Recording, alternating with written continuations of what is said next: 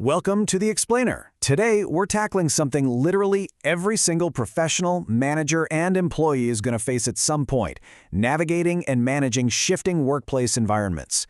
We are opening the playbook on organizational change. So whether you're steering a massive corporation through a digital transformation or you're just trying to adapt to a new workflow in a small team, understanding the mechanics of change is absolutely vital.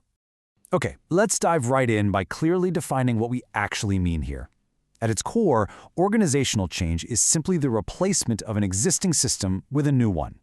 This could be setting up entirely new production methods, restructuring your departments, adopting a massive new IT system, or even changing ownership. But here's the crucial part. While change brings awesome new opportunities, it also inevitably brings challenges and hardships. It's just never completely frictionless. Which leads us to a pretty massive question. Why do some organizations absolutely flourish while others just disappear entirely? Well, the harsh reality is that adapting to change isn't just about unlocking new growth, it's a literal matter of survival. In our modern global market, technological developments are relentless. The methods of producing goods and services are constantly evolving. Organizations that learn to cope with these relentless shifts, they'll thrive. Those that fail to adapt will, quite simply, be left behind. So, here is our roadmap for today. We're going to cover the forces of change, targets of change, understanding resistance, overcoming that resistance, and finally, Lewin's change model. Section 1. Forces of change, both internal and external.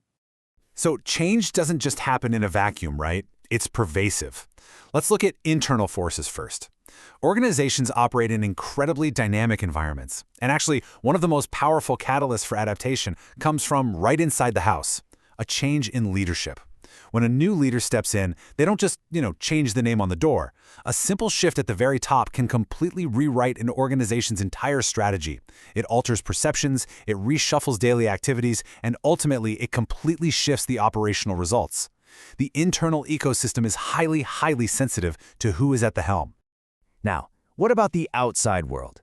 Think about the massive external forces pressing down on an organization. You've got new technological developments. Think of how the IT revolution or biotechnology completely upended industries practically overnight. You have changes in government policies, like sudden market liberalization or privatization. Then there's pure competition, global rivals, mergers and acquisitions that basically force you to pivot just to stay afloat. And of course, economic fluctuations. A sudden shift in interest rates or exchange rates can force immediate organizational adaptation. You can't control these forces, but you absolutely must react to them. Section 2. Identifying targets of change. Once those external or internal forces demand a response, you can't just stand up and broadly declare, "Hey everybody, we're changing." No, you have to target specific, interconnected areas to build an effective organization. Think of it like a giant puzzle. You might target human resources by altering how you train or manage your people. You could target technical capabilities. Nobody really likes migrating to a new CRM, but it happens. You could target organizational abilities, shifting the very structure and culture of the company itself. Or you might hone in on functional resources, changing how specific departments like marketing or finance operate. A truly effective change strategy usually touches all of these pieces simultaneously. Section 3. Understanding resistance to change. Okay, so let's talk about the inevitable roadblock. Resistance is basically an attitude, showing unwillingness to change. But here's a secret. You should actually view it as vital feedback. It tells management exactly where the friction is. And that friction is sneaky because it happens in so many different forms. Sometimes it's overt and immediate, people just telling you outright, "Nope, I'm not doing that." But resistance can also be implicit or deferred. Maybe your team just keeps conveniently forgetting their passwords to that fancy new software you just rolled out. That's deferred resistance. It quietly festers, leading to lost loyalty, low motivation, increased mistakes, and absenteeism, which can suddenly derail major initiatives long after you've already invested the time and money. And this friction generally splits into two main camps. First up, individual resistance. These are deeply human fears. We're creatures of habit, we crave security, we worry about our economic stability, and we naturally fear the unknown. It makes sense, right? Second, you have organizational resistance. These are systemic roadblocks. Think structural inertia, where the old way of doing things is just completely baked into the company's DNA, or group inertia, or changes that actually threaten established power relations and expertise. To succeed, you have to empathize with the individual fears while simultaneously dismantling those organizational roadblocks. Section 4. Overcoming resistance successfully. So, managing change successfully means building an effective and adaptable organization, rather than just forcing a new system down the pipeline. Management relies on 4 primary strategies to bring employees on board and reduce the friction of transition. You have education and communication, participation and involvement, facilitation and support, and finally, negotiation and agreement. Let's break down exactly when to use each of these tools. Think of these 4 strategies as your managerial cheat sheet. If people lack accurate or complete information, use education and communication to create willingness. Though, be warned, it is pretty time-consuming. Now, if others have the power to resist, bring them into the fold through participation and involvement. This builds deep, real commitment, but again, it requires patience. If people are really struggling to adjust, offer facilitation and support to satisfy their specific needs, though this one can get expensive. And finally, if a person or a group is actively going to lose something in the change, you absolutely must use negotiation to avoid major project-killing resistance.